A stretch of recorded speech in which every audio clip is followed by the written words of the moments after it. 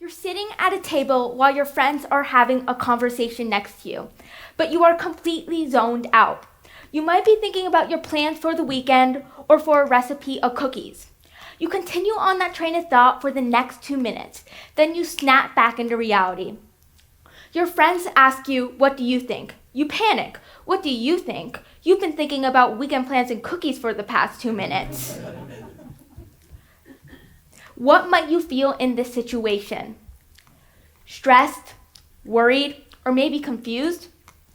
You don't want your friends to interpret you as rude, even though you zoning out was unintentional. This anecdote represents an all too common occurrence of ADHD. Hi, I'm Ella Horowitz, and I'm here to talk to you about how ADHD not only affects academic focus, but also what can occur outside of the classroom at school. I was diagnosed with ADHD when I was 8, and most of the things being talked about at the time was how it was affecting my academic performance. I was unaware of how it would affect my approach to life and understanding of it. This made it hard for me to cope with the struggles and communicate my feelings. When I got overwhelmed, I did not know why. When I got frustrated over the littlest thing, I did not know why. When I struggled to move on from something, I did not know why. I wish I had known why. For those who don't know what ADHD is, it is a form of neurodivergence. It stands for Attention Deficit Hyperactivity Disorder. When you have a deficit in something, it makes it harder to do with something with the deficit than the average person.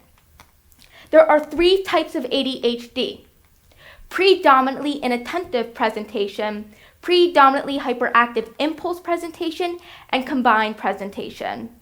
I have combined presentation. With predominantly inattentive presentation, you have struggle you struggle to stay organized and follow the conversation and directions.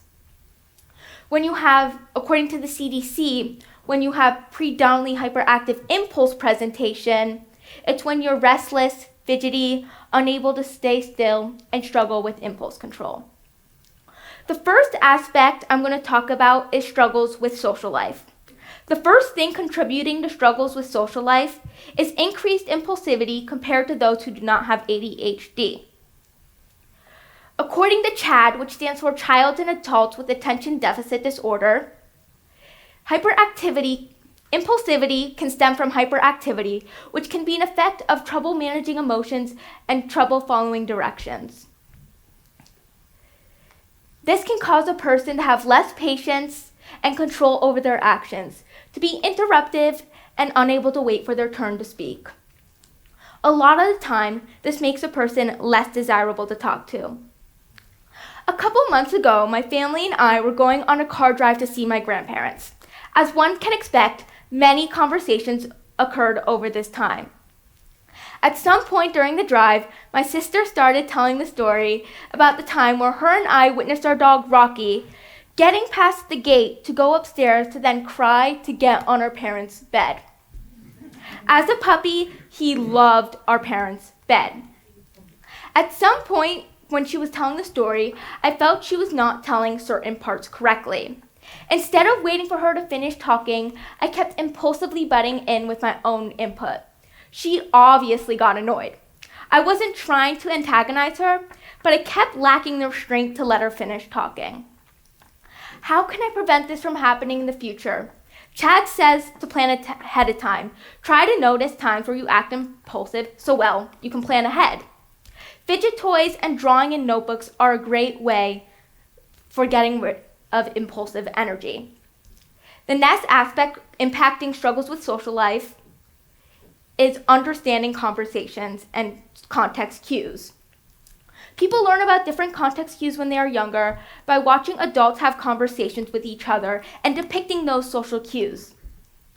Those with ADHD can miss details fundamental to knowing what is socially acceptable and understanding the behavioral nuances of a conversation.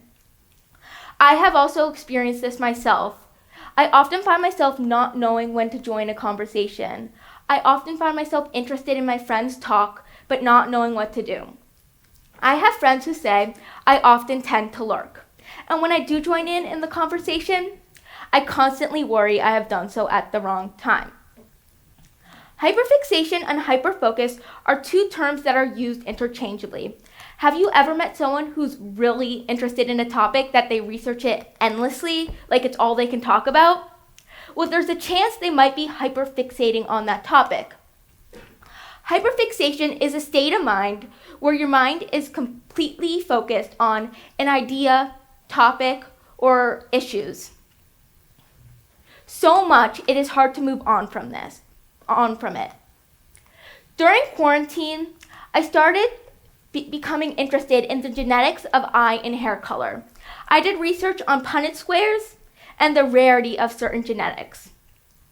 My parents got annoyed when I brought it up in conversations because they said I would talk about it too much.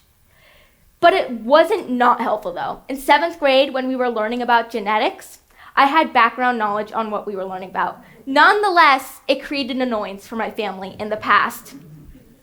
This is because it was hard for me to find interest in what others were talking about and learn new things, and moreover, to be invested in others. Hyperfocus is when your mind is monopolized by a task and can't let go of it until it is considered complete. Sometimes in middle school, sometimes the night before school, I would lay out the outfit I wanted to wear so it'd be easier to find that outfit in the morning. Well, one night I was doing this and I couldn't find the specific shirt I wanted to wear. This shirt was blue and slightly cropped. I had many other shirts like this, but at the time, all I could think about was that one specific shirt. I ripped my closet apart, crawling on the floor, checking under every crevice. I think I did a marathon running around my house trying to find the shirt. Stressed and frustrated, I cried. My mom found me crying and asked why I was so upset. I responded, I can't find my shirt. You might be thinking, why is a middle schooler crying over a shirt? Yes, I realized how stupid I sounded. But in fact, I wasn't crying over the shirt. I was crying over my inability to move on. I don't quite remember what happened next. I either found the shirt or I moved on. I'm going to hope it was the second one. Dr. Sharon Saline has 4 strategies for overcoming hyperfocus. The first strategy is identify and investigate. This consists of a self-evaluation. Try to notice patterns in your behavior. Dr. Saline says this will improve metacognition. The second strategy is plan and prioritize. Create a list of all the things you need to do for a week and rank them by urgency. Don't write down too many so you don't feel too overwhelmed. The third strategy is improve time management. Create an organized schedule to follow. Set alarms for when it is time to move on, and create structured breaks to allow time to decompress. The fourth strategy is find an accountability buddy. Find a person who understands ADHD and your tendency to hyperfocus. Have them help you follow the previous 3 strategies. There is so much more to ADHD than I was able to talk about today, and I don't have the solutions to all of them, but I do have the ability to share my experience with others so they can take what I've told them to become a more understanding person, a person that doesn't judge off one's actions alone, a person that will allow a person to be less stressed out about zoning out and thinking about weekend plans and cookies. Thank you.